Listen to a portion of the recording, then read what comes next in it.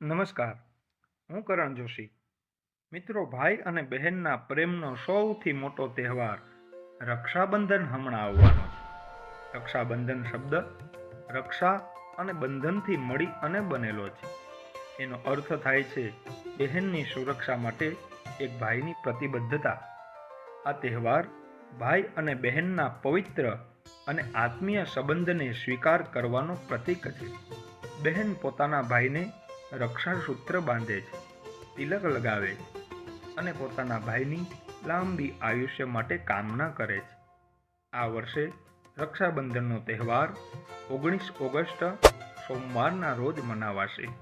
જો કે આ વખતે પણ આ તહેવાર ઉપર ભદ્રાનો પડછાયો લાગવાનો છે.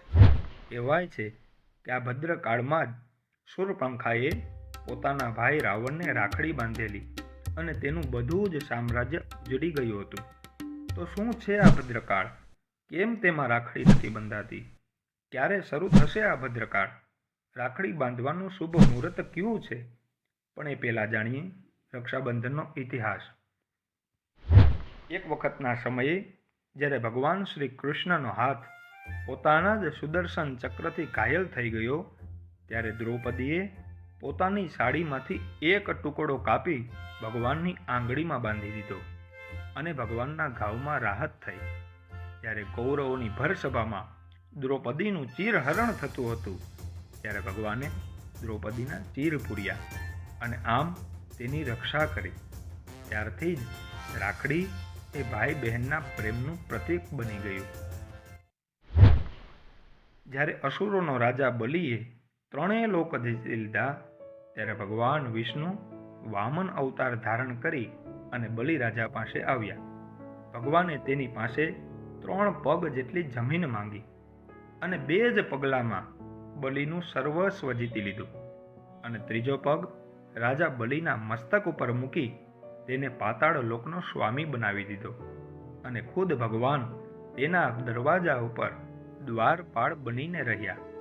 ત્યારે માતા લક્ષ્મીજીએ રાજા બલિને રાખડી બાંધી અને ભગવાન વિષ્ણુને માંગી લીધા. પંચાંગના 5 પ્રમુખ અંગ હોય છે: તિથિ, વાર, યોગ, નક્ષત્ર અને કરણ. એમાં આ કરણની સંખ્યા 11 હોય છે: બૌ, બાલવ, ઓલવ, તેતિલ, ગર, વણિજ, વિષ્ટિ, શકુની, ચતુષ્પદ, નાગ અને કિંસ્તુગ્ન. આમાંનું 7મું કરણ વિષ્ટિનું નામ જ ભદ્રા છે. આ ભદ્રા કાળમાં શુભ કાર્યો નથી કરવામાં આવતા. રક્ષાબંધનનો તહેવાર સોમવાર 19 ઓગસ્ટના રોજ છે, પણ રવિવારે જ મોડી રાતે 2 વાગી અને 21 મિનિટે ભદ્રાનો કાળ શરૂ થઈ જશે અને સોમવારે બપોરે 1 વાગી 24 મિનિટે તે પૂર્ણ થશે. આમ રાખડી બાંધવાનું શુભ મુહૂર્ત સોમવારે બપોરે 1 વાગ્યા અને 24 મિનિટ પછી છે.